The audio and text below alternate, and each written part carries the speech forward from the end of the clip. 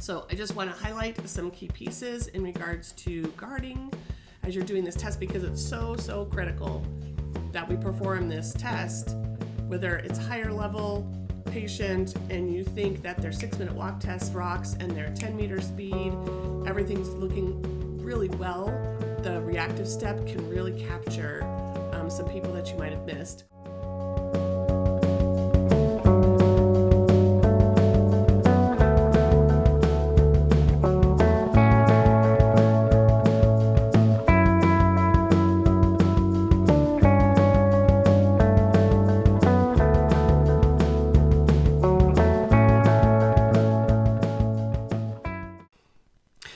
You all know how much I love postural control, and specifically reactive compensatory stepping.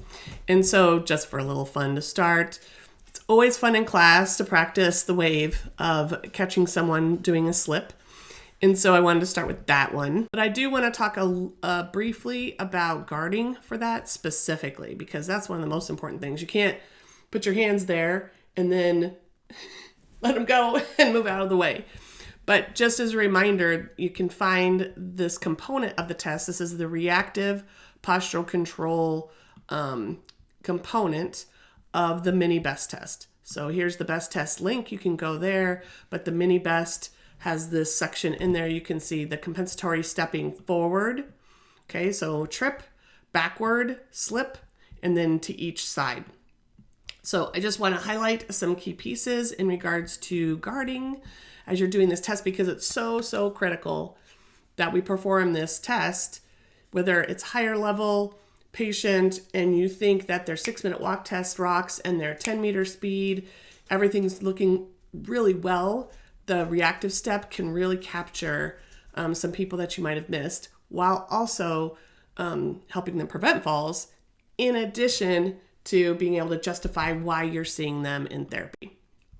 So this is just a great video as well. I'm going to show, go into more detail in one, but just this wide base of support, quick watching to kind of capture them so that you have a hand on each side. I just want to show this one again because they did such a great job with the wide base and doing that. So just going through a demonstration of someone who actually has an impairment, who's had a stroke and has AFOs on each side. Really looking at, want to emphasize some key pieces here. So my base of support is wide, okay? But I also have to look down and see, where is my foot here and where is my foot? I have to anticipate, where would he step, okay? So where could he step and make sure that my foot isn't in his way? Then I need to be prepared to get my arms out quick to be able to capture them. Now, generally, I'm about an arm length away from a wall, so that if they have to take multiple steps, I can go with them, and then the wall will stop us both so that we're safe. But so that you could see this a little bit easier, I have it out. I have him standing out here.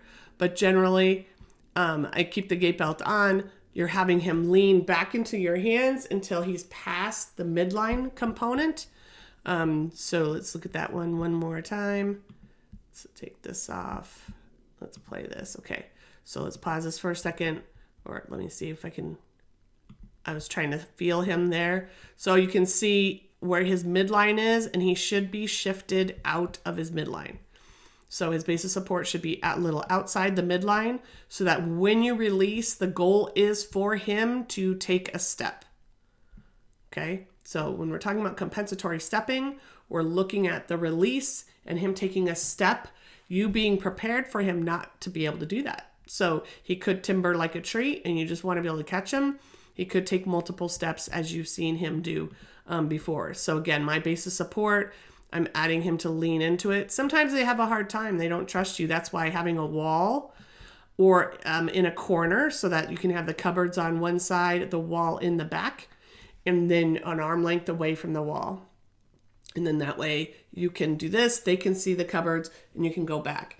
If in doubt, and remember that what the goal is you're assessing if they can take a step. So if they lose their balance, can they take a step? And so if they are not trusting you and they're leaning with their trunk, or they're just leaning with the bottom part and you're not getting the step, if you do a quick pull on the gait belt just to see if they'll take a step, you can do that. So we're looking at really trying to assess, do people have the stepping reactions that they need to maintain their balance and to correct themselves quickly so that we're not having them fall. This is it's just a plethora of research of how to facilitate and train this with the specific intervention to retrain it. So important, so we can keep our people safe out there. So just from one last, let's see, doing the quick release and my arms are ready to kind of cage him in. I want to see how he reacts. So I want to let him err and let him do what he needs to do, but safely. So again, gait belt, corner yourself into a corner so that you have the wall there to protect. All right. Second person, if you have it, this is a quick test. So you can do this rather quickly. You're then going to reinforce to them that I'm going to give him the strategies so he can step quick and stick the landing so that he can be safe in different scenarios when things unanticipated, because we're looking at reactive balance, occur or happen to him. So just wanted to review that because the guarding is so critical for you to feel confident, because if you feel more confident with doing it, then they're going to feel much more confident in allowing you to do that to them and to challenge them further in regards to balance. So I posted this a couple times, and I know other people have posted the reactive balance piece, but wanted to give you a little bit more talking through it to see if that helped in making you feel more confident. All right. Thanks, y'all.